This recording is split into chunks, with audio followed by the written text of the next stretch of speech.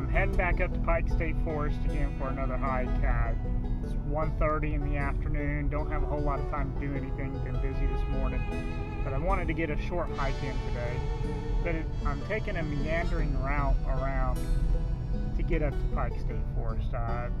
My last video I posted, I talked about the Patoka River National Wildlife Refuge a little bit, and this time I'm going to take you to what is known as First Tract and Snakey Point. I'm going to pass through there. Right down there, that highway down there, is the road that I took last time, and obviously I'm to the north of it. I'm actually north of Oakland City, Indiana, heading to the northeast side of it. So stick around. We'll give you some pictures to look at from Snakey Point and First Tract, and a couple other places. I think Bucks Marsh is down through here. I know South Fork of the Patoka River is down through here, so we'll give it a look. So here we are. We're getting ready to head into the Buck Marsh area, I think it is called. I said last time that this was really a wetland, swampy bog type area.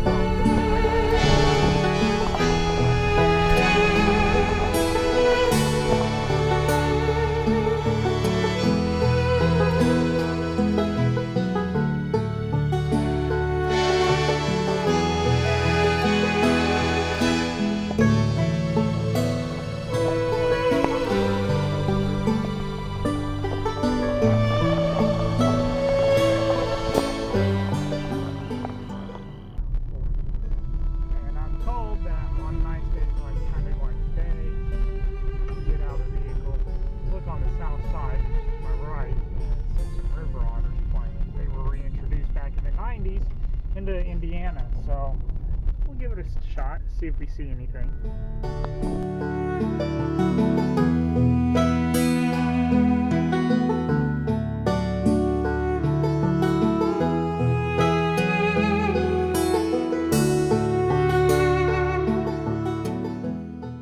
Something to note on this South Fork walking trail right in front of me, and fishing access, it only goes back maybe a quarter mile or so, and then it just dead ends into nothingness.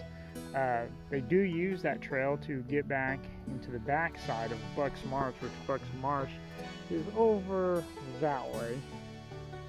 South Fork Patoka River is off to my right, and they do use that to access the backside, and they do guided tours back there of Bucks Marsh area, but I've yet to do one.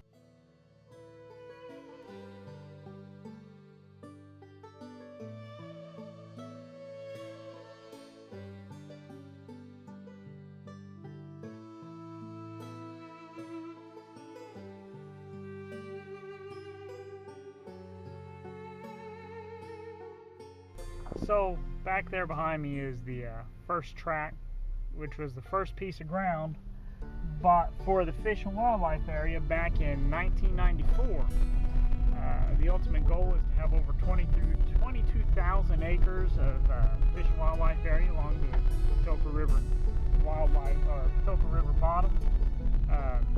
Just off to my left right here that I'm pointing at, that is a more recent addition. This was purchased last year by the Sycamore Land Trust, and it's currently being developed for use for fishing, hunting, hiking, all kinds of other uses. For those who don't know, whenever you're dealing with a Fish and Wildlife area, much like whenever you're dealing for the federal level, much like you are with the state level, the Department of Natural Resources takes care of the state level, whereas the Department of Interior, the same department that takes care of the national parks, is the ones in charge of the Fish and Wildlife areas. So I find that interesting because a lot of people associate national forests with being part of the national park system, and it is not. It's actually Department of the Agriculture that takes care of national forests. So that's why there are different rules for forests versus parks. I'm sorry I'm backing up and trying to look over here to my left. I've got a bald eagle's nest in view and I can't quite get a good clear shot of it. So I'm trying to find it here for you. Let's see if I can get this in here.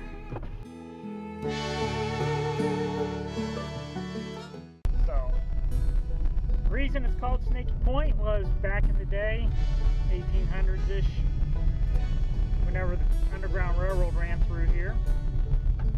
I guess that would definitely be the 1800s, early 1800s. The Marsh was part of the area to escape.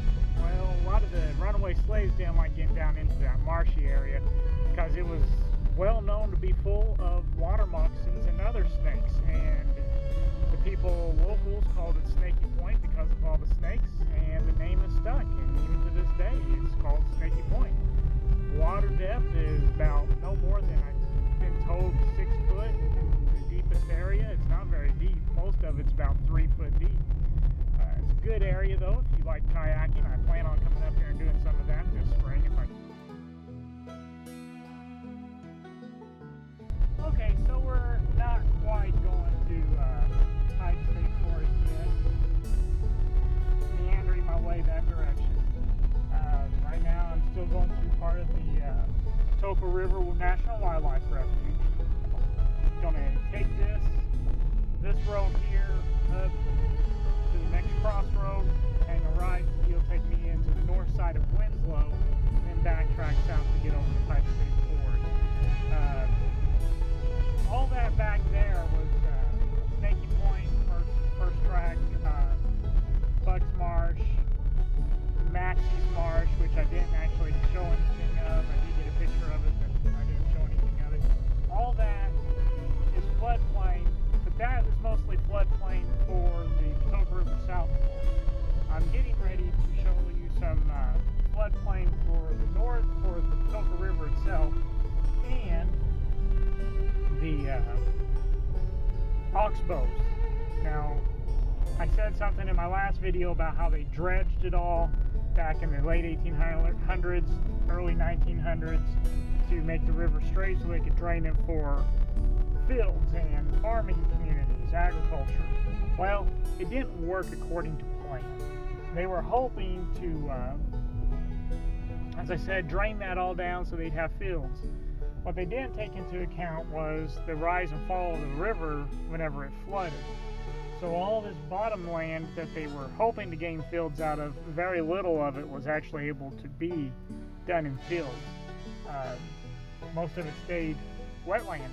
So as we drive down this road, as we drive down this road, I'll take some pictures of the old Oxbows that are still filled with water, and then we'll head over towards Pike State Forest.